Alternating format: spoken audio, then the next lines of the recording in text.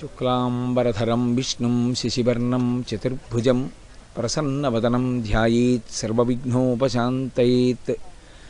గురుర్బ్రహ్మా గురుర్విష్ణుః గురుర్దేవో మహేశ్వరః గురుః సాక్షాత్ పరబ్రహ్మ తస్మై శ్రీగురవే నమః. వ్యాసాయ విష్ణురూపాయ వ్యాసరూపాయ విష్ణవే నమో వై బ్రహ్మనిధయే వాసిష్ఠాయ నమో నమః. కూజంతం రామ రామేతి మధురం మధురాక్షరం ఆరుహ్య కవితాశాఖాం వందే వాల్మీకికోకిలం. శృతిస్మృతిపురాణానాం ఆలయం కరుణాలయం నమామి భగవత్పాదశంకరం లోకశంకరం. వాగర్ధావివ సంపృక్తౌ వాగర్ధప్రతిపత్తయే జగతః పితరౌ వందే పార్వతీపరమేశ్వరౌ. సూక్తిం సమగ్రయతున స్వయమేవ లక్ష్మీః శ్రీరంగరాజమహిషీమధురైః కటాక్షైః వైదగ్ధ్యవర్ణగుణగుంభనగౌరవైర్యాం కండూలకర్ణకుహరాः కవయోధయంతి. హైమోర్ధ్వపుండ్రమజహన్మకుటం సునాసం మందస్మితం మకరకుండలచారుగండం బింబాధరం బహుళదీర్ఘకృపాకటాక్షం శ్రీవేంకటేశముఖమాత్మని సన్నిధత్తాం. విమలపటి కమలకుటి పుస్తకరుద్రాక్షశస్తహస్తపుటి కామాక్షి పక్ష్మలాక్షి కలిత విపంచి విభాసి వైరించి. మనోజవం మరుతతుల్యవేగం జితేంద్రియం బుద్ధిమతాం వరిష్టం. వాతాత్మజం వనరయూధముఖ్యం శ్రీరామదూతం శిరసా నమామి. ఆపదామపహర్తారం దాతారం సర్వసంపదాం లోకాభిరామం శ్రీరామం భూయో భూయో నమామ్యహం. హరి ఓం. పరమేశ్వర స్వరూపైన సభకి నమస్కారం.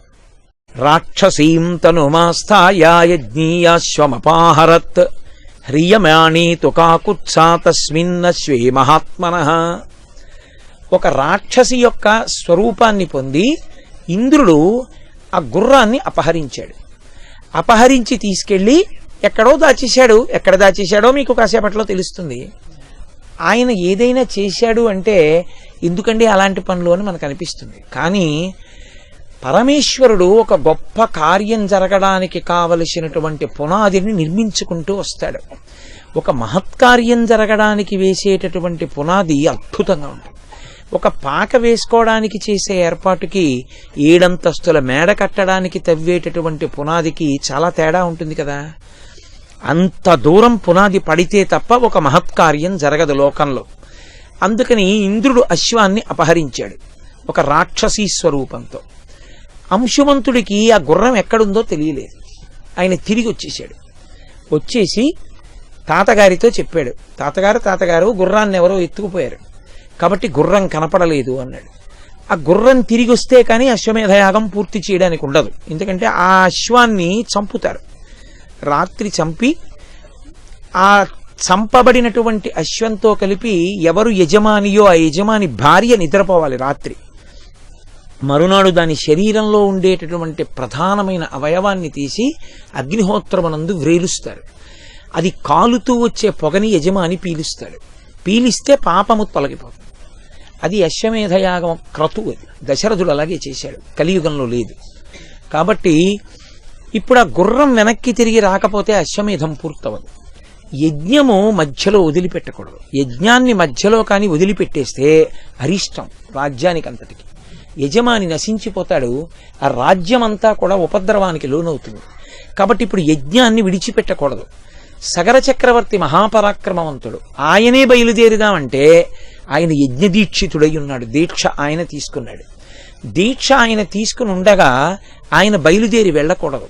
కాబట్టి ఇప్పుడు ఆయన అన్నాడు, నేను వెళ్ళకూడదు యజ్ఞాశ్వం కోసం. కాబట్టి మీరు 60,000 మంది ఉన్నారు. కొడుకుల్ని పిలిచాడు. సగరులు ఉన్నారుగా 60,000 మంది, మీరు వెళ్ళండి. మీరు ఈ భూమండలాన్నంతటినీ ఒక్కొక్కరు ఒక్కొక్క యోజనం చప్పున తీసుకోండి. ఒక యోజనం చప్పున వెతకండి. ఒకవేళ మీకు భూమి మీద ఎక్కడా గుర్రం కనపడలేదు, మీరు దాన్ని భూమిని తవ్వేయండి. తవ్వుకుంటూ పాతాళలోకానికి వెళ్ళిపోండి. వెళ్ళిపోయి పాతాళలోకమంతా కూడా అన్వేషించండి. మీకు ఆ గుర్రం కనపడిన తరువాత మాత్రమే మీరు రావలసి ఉంటుంది. ఇప్పుడు వాళ్ళు బయలుదేరారు. యోజనాయామ విస్తారమేకైకో ధరణీతలం బిభిద అని బిభిద పురుష వ్యాఘ్ర వజ్రస్పర్శ సమైర్నఖై. వాళ్ళ గోళ్ళు వజ్రములతో సమానంగా ఉండేవి. వాళ్ళు ఒక్కొక్కడు ఒక్కొక్క యోజనం వంతున స్వీకరించి తమ గోళ్లతో భూమిని అంతటినీ తవ్వేశారు. వాళ్ళు మహోత్సాహవంతులు. ఆ ఉత్సాహంలో ఇది చెయ్యొచ్చా ఇది చెయ్యకూడదా అని ఆలోచించరు, చేసేసామంతే కార్యం. అందుకని వాళ్ళు వెళ్ళిపోతూ ఆ భూమిని తవ్వుతూ అదేమిటా భూమి వసుంధర మేదిని, దీన్ని ఎందుకు అలా తవ్వుతున్నారని అడిగిన వాళ్ళందరినీ చంపేశారు. తవ్వుతూ ఉండగా అడ్డొచ్చిన ప్రాణుల్ని చంపేశారు. పాతాళలోకానికి వెడుతుండగా కనపడిన ప్రాణుల్ని చంపేశారు. దాంతో భూమి మీద ఉండేటటువంటి స్థితి అంతా కూడా అస్తవ్యస్తమైపోయింది అన్ని గోతులు పెట్టడంలో. ఇప్పుడు దేవతలందరూ కలిసి ఇటువంటి అస్తవ్యస్త పరిస్థితులు ఏర్పడితే యజ్ఞయాగాదులు ఉండవు. యజ్ఞయాగాదులు లేకపోతే దేవతల కన్నా ఉండదు. కాబట్టి దేవతలు బ్రహ్మగారి దగ్గరికి వెళ్ళి అడుగుతారు, ఎందుకు ఇలా జరుగుతోంది అని అడుగుతారు. కాబట్టి ఇప్పుడు దేవతలు ఋషులు అందరూ కలిసి చతుర్ముఖ బ్రహ్మగారి దగ్గరికి వెళ్ళారు. వెళ్ళి ఆయన్ని అడిగారు, నువ్వు సృష్టికర్తవి, ఈ భూమి అంతా కూడా సృష్టింపబడింది, ఇది శ్రీ మహావిష్ణువు చేత నిరంతరము రక్షింపబడుతూ ఉంటుంది. అటువంటి భూమి ఎవడి సొత్తు కాదు, భూమిని పాడు చేసే అధికారం ఎవడికి లేదు. వీళ్ళు భూమిని ఎలా పాడు చేస్తున్నారు, ఎందుకు ఉపేక్షింపబడుతున్నారు, ఎందుకు వీళ్ళు శిక్షింపబడలేదు అని అడిగాడు. ఇందులో ఎన్నో ధర్మరహస్యములుంటాయి. శ్రీరామాయణం చెప్పారు అంటే అందులో ఎన్నో ధర్మాలు నేర్పుతారు. భూమి ఎంతవరకు నీకు అవసరమో అంతవరకు వాడుకోవాలి తప్ప భూమి అంగీకరించింది కదా, పడుతోంది కదా అని నీ ఇచ్చ వచ్చిన రీతిలో నువ్వు ప్రవర్తిస్తే భూమికి వాడు భారం అవుతాడు. భూమి తల్లి, భూమి మీద ఎన్ని కోట్ల మంది ఉండండి ఆవిడికి బరువు కాదు. బరువు ఎప్పుడవుతారంటే పరమేశ్వరుడు ఎలా బతకమని వేదం ఇచ్చాడో ఆ వేద మార్గాన్ని తప్పితే, భూమిని చీల్చి చెండాడి అందులోంచి ఐశ్వర్యాన్ని సంగ్రహించే ప్రయత్నం చేస్తే, భూమిని నిష్కారణమైన ఇబ్బంది పెడితే ఆవిడ పాపభారం పెరిగింది అని చెప్తుంది పరమేశ్వరుడికి. ఆయన అవతార స్వీకారం చేసి చంపేస్తాడు అటువంటి వాళ్ళని. అందుకే మహాతల్లి భూమిని ఇంత క్షోభ పెడుతుంటే దేవతలు ఋషులు వెళ్ళి అడిగారు. ఆయన అన్నాడు, ఈ భూమి నీది కాదు నాది కాదు, శ్రీ మహావిష్ణువు యొక్క సృష్టి. ఆయన నిరంతరము ఈ భూమిని రక్షిస్తుంటాడు. ఎందుకంటే భూదేవిగా ఆవిడ భార్య. అందుకే శ్రీదేవి భూదేవి అని ఇద్దరు భార్యలు. అంటే నిజంగా ఆయనకి ఇద్దరు పెళ్ళాలని కాదు దాని ఉద్దేశ్యం. శక్తిని భార్యగా సంకేతిస్తారు శాస్త్రంలో. శ్రీదేవి అంటే లక్ష్మి, భూదేవి అంటే భూమాత. ఈ భూమాతలోంచి పంట పైకొస్తుంది. అది నోట్లోకి ఎడితే ఐశ్వర్యం భోగం, నోట్లోకి వెళ్ళకపోతే దరిద్రం. వచ్చి చేతికి అందలేదు, నువ్వు తినలేకపోయావంటే ప్రాప్తం లేదు, పోయింది, దురదృష్టం వెంటాడింది. ఇటువైపు భార్య పండాలన్నా ఆయన అనుగ్రహం, పండింది నోటికి వెళ్ళాలన్నా లక్ష్మిగా ఆయన అనుగ్రహం. ఆయనని విడిచిపెట్టి వాళ్ళని పట్టుకోవడం మొదలు పెడితే వాళ్ళు ఆయన భక్తి లేని వాళ్ళకి అది అందనివ్వరు. కేవలం లక్ష్మీ పూజలు చేస్తే లక్ష్మి రాదు. ఎవడు లక్ష్మీనారాయణార్చన చేస్తాడో వాడికి వస్తుంది. అనుకలతనకాండాలింగనారంభశుంభత్ ప్రతిదిశభుజచాఖా శ్రీసకానోకహర్తి స్తననయన గుళుచ్చస్పార పుష్పద్విరేఫ రచయితుమయి లక్ష్మీ కల్పవల్లీ కటాక్షాన్.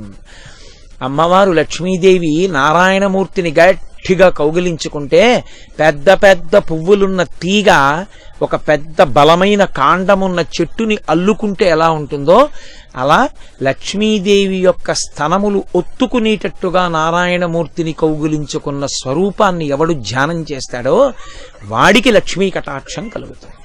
అందుకే శ్రీ సూక్తం ఆవిడ్ని ఎప్పుడైనా పిలిస్తే నీ భర్త పిల్లలతో రా అని పిలుస్తుంది తప్ప అమ్మా నువ్వు రా అంటే ఆవిడ రాదు. ఆవిడ మహాపతివ్రత నిత్యానపాయనీం. అందుకే కదా రావణుడు పాడయ్యాడు. రాముడొద్దు సీత కావాలి, రావణుడు నశించాడు. రాముడొద్దు సీతమ్మొద్దు, రాముడే కావాలి, శూర్పణఖకి ముక్కు చెవులు తెగిపోయాయి. సీతారాములు కలిసి కావాలి, హనుమ భవిష్యత్ బ్రహ్మ అయ్యారు. ఇద్దరినీ కలిపి ఉపాసన. అందుకే సనాతన ధర్మమునందు పక్కన శక్తి స్వరూపం లేనటువంటి స్మూర్తిని ఉపాసన చెయ్యరు. అది ఉపాసనాయోగ్యము కాదు. రామచంద్రమూర్తి అయినా సరే సీతమ్మ పక్కన లేకపోతే ఉపాసన లేదు. నేను పరమయథార్థం మీతో మనవి చేస్తున్నా. ఒక్క రాముడికి అర్చన లేదు, శ్రీరాముడిగానే అర్చన, సీతారాములుగానే అర్చన. అందుకే పక్కన శక్తి లేకపోతే వాళ్ళని సింహాసనంలో కూర్చోపెట్టి అర్చన చెయ్యరు. అది సనాతన ధర్మమునందు అంతర్లీనమైన సిద్ధాంతం. కాబట్టి శ్రీదేవి భూదేవి సహితుడై ఉంటారు విష్ణువు. అటువంటి స్వామి ఈ భూమిని సర్వదా కాపాడుతూ ఉంటారు. కాపిలం రూపమస్తాయ, ఆయన ప్రస్తుతం కపిల మహర్షి రూపంలో ఈ భూమండలం మీద ఉన్నారు. బ్రహ్మగారు చెప్తున్నారు దేవతలకి ఋషులకి, ధారయత్యనిశం ధరాం, అనిశం ఎల్లప్పుడూ ఈ భూమిని కాపాడుతుంటాడు. తస్య కోపాగ్నినా దగ్ధ భవిష్యంతి నృపాత్మజాః. ఇది నిర్ణయం అయింది చాలా కాలం క్రితమే. మహోత్సాహవంతులైనటువంటి వాళ్ళు 60,000 మంది ఈ భూమి మీద పుట్టారు కనుక ఋషి అనుగ్రహం చేత వాళ్ళు వాళ్ళ మహోత్సాహం కారణంగానే ఒకానొక నాడు శ్రీ మహావిష్ణువు యొక్క ఆగ్రహము చేత నశించిపోతారు అని నిర్ణయింపబడింది. కాబట్టి ఆయనకి కోపం వస్తుంది. ఆయనకి కోపం వస్తే వీళ్ళు మాడిపోతారు. మీరు బెంగ పెట్టుకోకండి, వెళ్ళిపోండి అన్నాడు. తిరిగి వచ్చేశారు. అప్పుడు కాదు, గంగావతరణంలో. ఎప్పుడూ జ్ఞాపకం పెట్టుకోవాలి, ఎప్పుడైనా సరే భూమిని ఖేదపడితే శ్రీ మహావిష్ణువు అంగీకరించారు. కాబట్టి తస్య కోపాగ్నినా దగ్ధా భవిష్యంతి నృపాత్మజాః. రాబోవు కాలంలో వీళ్ళు మరణిస్తారు. సరే, అందరూ వెళ్ళిపోయారు, దేవతలు వెళ్ళిపోయారు, ఋషులు వెళ్ళిపోయారు, కాలం నడుస్తోంది. వీళ్ళు తవ్వుకుంటూ వెళ్ళిపోయారు, ఆ పాతాళలోకానికి వెళ్ళిపోయారు. పాతాళలోకమంతా చూసేశారు. వాళ్ళకి కనపడలేదు గుర్రం. మళ్ళీ తిరిగి వచ్చారు. తిరిగొచ్చి మళ్ళీ దీక్షితుడైనటువంటి సగర చక్రవర్తికి నమస్కరించారు. నాన్నగారు, వెతికేశాం, పాతాళం వరకు గోతులు పెట్టి వెళ్ళిపోయాం, కానీ మాకు కనపడలేదు గుర్రం, ఏం చేయమంటారని అడిగారు. ఈ మాటతో మీరు రావడానికి వీల్లేదు, మళ్ళీ వెళ్ళండి, మళ్ళీ అన్ని దిక్కుల నుంచి పాతాళంలో ప్రవేశించండి, వెతికి గుర్రాన్ని తీసుకుని రండి, అప్పటి వరకు నేను లేవను. నేను కానీ లేచానా రాజ్యానికి, మన వంశానికి, నాకు, అందరికీ ఉపద్రవం వస్తుంది. కాబట్టి నేను లేవవచ్చా అని అడిగాడు మహర్షుల్ని. నేను వెళ్ళవచ్చా యజ్ఞాశ్వం కోసం? యజ్ఞదీక్షితుడైన వాడు అలా లేచి వెళ్ళడానికి వీల్లేదు. నువ్వు చేయించిన మేం కూడా నశించిపోతాం, కాబట్టి అలా చెయ్యకూడదు. పిచ్చి పిచ్చి యజ్ఞాలు చేయించే ముందు బ్రాహ్మణులు ఆలోచించుకోవాలి, అలా చేయించచ్చా అని. ఎంత నిర్ద్వందంగా చెప్పారో చూడండి. ఆ రోజున అర్థం పర్థం లేనటువంటి యజ్ఞయాగాదులు చేయించకూడదు బ్రాహ్మణులు. అందుకే నిస్సందేహంగా చెప్పారు, లేచి వెడితే నశించిపోతావు, వెళ్ళడానికి వీల్లేదు. ఆయన మళ్ళీ సగరుల్నే పంపించాడు 60,000 మందిని. మళ్ళీ వీళ్ళు బయలుదేరారు. బయలుదేరి మళ్ళీ పాతాళలోకానికి వెళ్ళి తూర్పు దిక్కుగా వెళ్ళారు. తూర్పు దిక్కుగా వెళ్ళి అణువు గాలించేశారు. గాలించేస్తే వాళ్ళకు ఒక పెద్ద ఏనుగు కనపడింది. దిశాగజం విరూపాక్షం ధారయంతం మహీతలం. దాని పేరు విరూపాక్షము, ఆ ఏనుగు పేరు. మనం దిగ్గజాలంటాం. అది తూర్పు దిక్కున భూమిని మోస్తూ ఉంటుంది తన యొక్క కుంభస్థలం మీద. దానికి అప్పుడప్పుడు బాధ కలుగుతుంది, నిప్పెడుతుంది. నిప్పెడితే చూడండి, తట్ట మోసేవాళ్ళు ఒక్కసారి ఇలా అని మళ్ళీ ఇలా పెట్టుకుంటారు, అలా అంటుంది. అలా అని ఎప్పుడందో ఎటువైపు దిగ్గజం తల ఊపిందో అటువైపు భూకంపం వస్తుంది. కాబట్టి భూకంపములు రావడానికి కారణం అది అని రామాయణ అంతర్గతం. దిశాగజం విరూపాక్షం ధారయంతం మహీతలం. ఆ విరూపాక్షం అనేటటువంటి ఏనుగు భూమిని మోస్తోంది. వాళ్ళు దానికి ప్రదక్షిణం చేశారు, నమస్కారం చేశారు. మా గుర్రం ఎక్కడుంది అని అడిగారు. మీ పని మీరు చేసుకోండి అంది. ఎందుకంటే వాళ్ళది మంగళకర కార్యం కాదు, మహోత్సాహవంతులు. వాళ్ళు విష్ణు స్వరూపం చేత కాల్చబడతారు. ఎందుకంటే అటువంటి వాళ్ళు ఉంటే లోకానికి ఉపద్రవం. కాబట్టి వాళ్ళు తూర్పు దిక్కున విన్న విరూపాక్షానికి నమస్కరించి దక్షిణ దిక్కుకు వచ్చారు. మహాత్పద్మం మహాత్మానం సుమహత్ పర్వతోపమా. ఒక పెద్ద పర్వతమా అన్నట్టుగా దక్షిణ దిక్కున ఒక ఏనుగు మోస్తోంది. ఆ దక్షిణ దిక్కున భూమిని మోసేటటువంటి ఏనుగు పేరు మహాపద్మం. అదొక దిగ్గజం. వాటి పేర్లు వింటే చాలండి, మహాపుణ్యం. కాబట్టి దిగ్గజం మహాపద్మం అన్నది మోస్తోంది. దానికి ప్రదక్షిణం చేశారు, నమస్కారం చేశారు. అక్కడి నుంచి బయలుదేరారు. పశ్చిమ దిక్కుకు వచ్చారంటే ప్రదక్షిణ పురస్సరంగా తిరుగుతున్నారు వాడు పాతాళం దగ్గర. పశ్చిమ దిక్కుకు వచ్చారు. అక్కడికి వచ్చేటప్పటికి వాళ్ళకి సౌమనసం అనబడేటటువంటి ఒక పెద్ద ఏనుగు కనపడి, దదృశుస్తే మహాబలాహ, మహాబలవంతులైనటువంటి వాళ్ళు ఆ ఏనుగుని చూశారు. దిశాగజం సౌమనసం దదృశుస్తే మహాబలాహ, దాన్ని చూసి దానికో నమస్కారం చేశారు, దాని చుట్టూ తిరిగారు. ప్రదక్షిణం చేసి ఉత్తర దిక్కుకొచ్చారు. భద్రం భద్రేణ వపుషాం ధారయత్య నిశంధరాం, మహాభద్రము అని పిలువబడేటటువంటి ఒక దిగ్గజం ఉత్తర దిక్కున భూమిని మోస్తోంది. దానికి ప్రదక్షిణం చేశారు. ప్రదక్షిణం చేసి ఇప్పుడు 4 దిక్కులా కనపడలేదు. ఇప్పుడు ఇక ఈశాన్యము, ఆగ్నేయము, నైరుతి, వాయవ్యము మిగిలాయి. అందుకని ఈశాన్య దిక్కుకు వెళ్ళారు.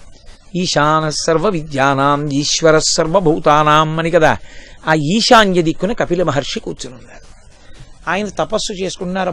భాగవతంలో కపిల మహర్షి గురించి ఎంత గొప్పగా చెప్తారో విష్ణుమాంశ. ఈ ఇంద్రుడు బ్రహ్మగారు చెప్పిన మాట నిజం అవ్వాలి, మహోత్సాహవంతులు ఉండకూడదు, భూమికి ఎప్పటికైనా ప్రమాదం. అందుకని ఈ గుర్రాన్ని తీసుకెళ్లి కపిల మహర్షి ఆశ్రమంలో కట్టేశారు. వీళ్ళు ఆ ఈశాన్య దిక్కుకు వెళ్ళగానే కపిల మహర్షి ఆశ్రమం కనపడింది, అందులో వాళ్ళ గుర్రం కనపడింది. ఆయన ధ్యానం చేసుకుని తపస్సమాధిలో ఉన్నారు. వీళ్ళు ఎప్పుడైతే చూశారో గుర్రాన్ని, కపిల మహర్షిని చూశారో, ఈ దుర్మార్గుడేరా మన యజ్ఞాశ్వాన్ని ఎత్తుకొచ్చాడు, తీసుకొచ్చి తన ఆశ్రమంలో కట్టేసి ఎలా కూర్చున్నాడో చూడు. నాన్నగారి నాళ్ళ నుంచి దీక్షితుడై ఉండిపోయాడు, మనం ఇంత కష్టపడ్డాం, కనీసం ఆయన అడగలేదు, తపస్సు చేసుకుంటున్నవాడని ఒక నమస్కారం చేయలేదు, మీరు ఈ అశ్వాన్ని తెచ్చారా అనలేదు.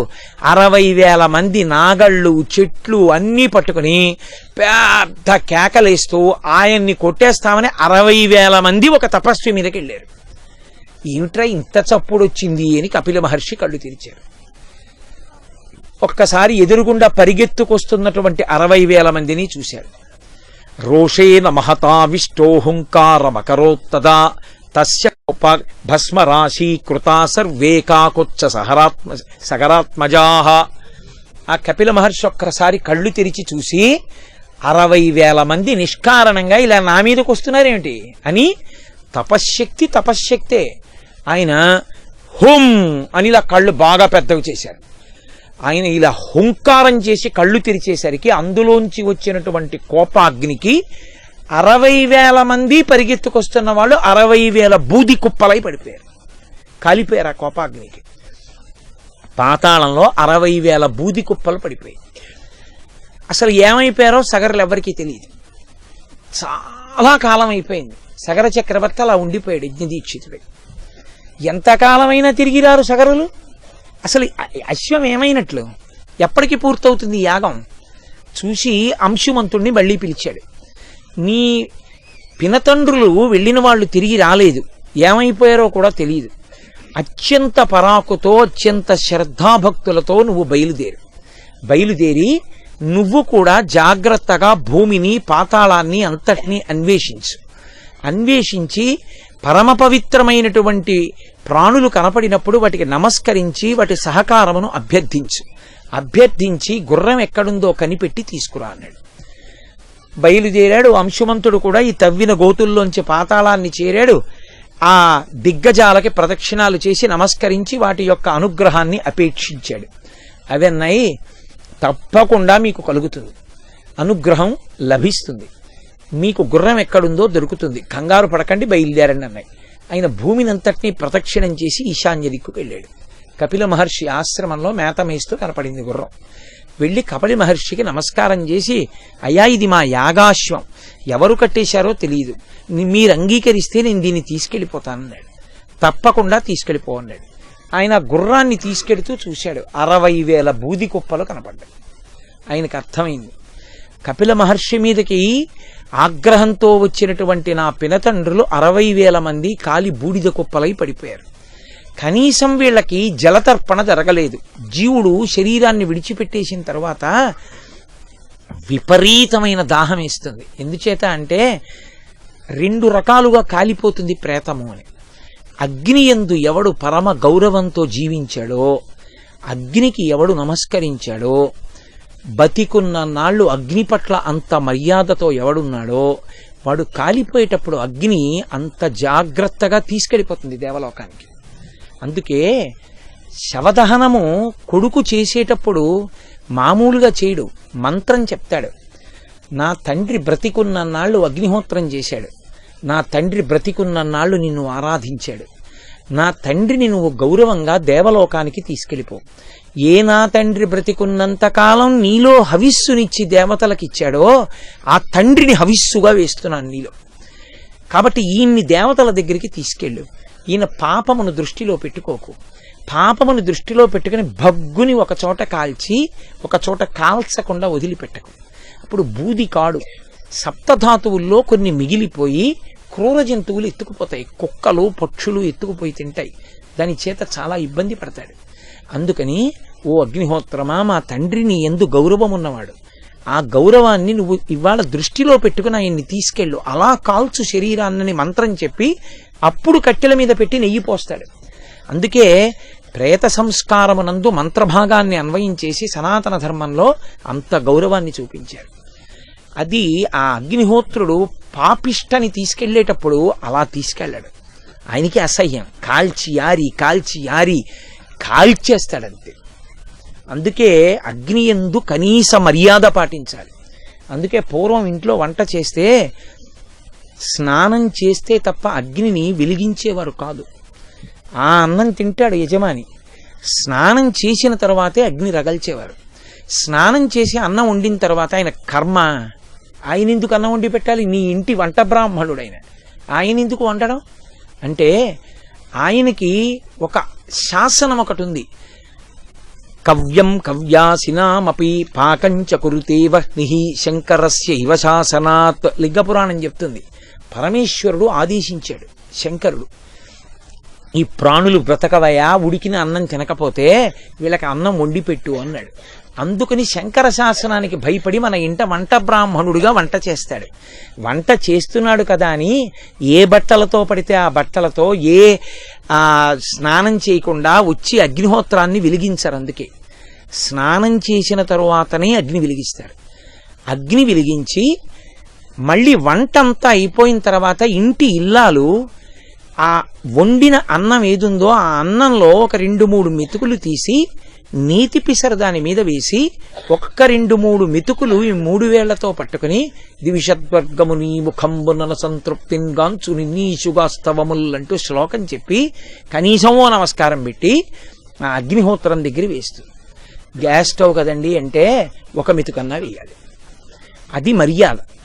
ఆ మర్యాద లేకుండా అగ్నిని వాడుకున్నవాణ్ణి ఎలా కాల్చాలో ఎప్పుడు కాల్చాలో వాడికి తెలుసు. అందుకని ప్రేతాన్ని కాల్చేటప్పుడు కూడా అగ్ని ప్రార్థనే చేసి అగ్నిహోత్రంలో వేస్తారు. హవిస్సుగా వేస్తాడు తండ్రిని కొడుకు. అందుకు కొడుకు ఉండాలని అడుగుతారు. కొడుకు లేడనుకోండి, ఉత్తరాధికారి ఏడి ఈ మంత్రం చెప్పడానికి?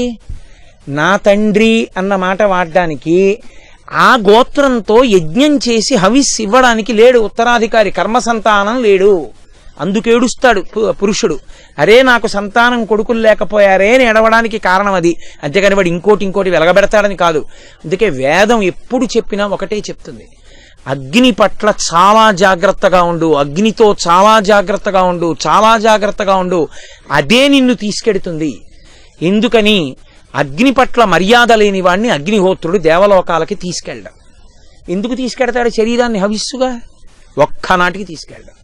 ఆయన తీసుకెళ్ళకపోతే, ఆ మంత్రాన్ని అంగీకరించకపోతే వీడు యమసదనం వైపుకు వెళ్ళిపోతాడు. అందుకే మర్యాదతో ఉండాలి అగ్నిహోత్రం విషయంలో. ఎవరికా పాపము అంటే ఇంటి ఇల్లాలిది కాదు, యజమానిదే.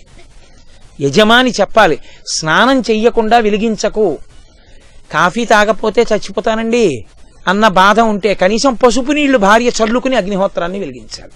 పసుపు నీళ్లు 3 మాటలు చల్లుకుంటే స్నానమే ఆడదానికి వేదంలో.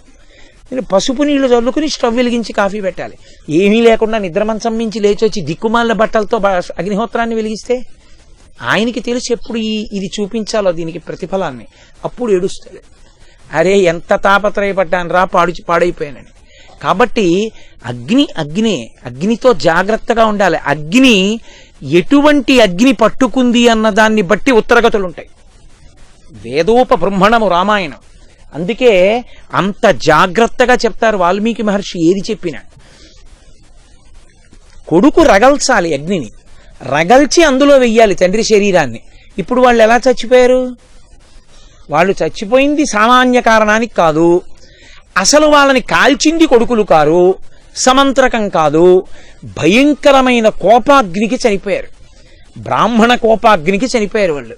ఇప్పుడు వీళ్ళకి సామాన్యమైన జలములతో తర్పణిస్తే వాళ్ళకి దాహం తీరదు, వాళ్ళ నీళ్లు తాగడానికి వాళ్ళకి అధికారం ఉండదు. మంగళాశాసన పరై మదాచార్య పురోగమై సర్వైశ్చ పూర్వైరాచార్యై సత్కృతాయాస్తు మంగళం. మంగళం కోసలేంద్రాయ మహనీయ గుణాత్మనే చక్రవర్తి తనూజాయ సర్వభౌమాయ మంగళం. ఉమాకాంతాజ కాంతాజ కామితార్థప్రదాయినే శ్రీగిరీశాయ దేవాయ మలినాథాయ మంగళం. కరచరణకృతం వా కర్మ వాక్కాయుజం వా శ్రవణమైనజం వా మానసం వాపరాధం విహితం వా సర్వమేత్తక్షమస్వ. శివ శివ కరుణాబ్ధే శ్రీ మహాదేవ శంభో. సర్వం శ్రీ ఉమామహేశ్వర పరబ్రహ్మార్పణమస్తు. స్వస్తి.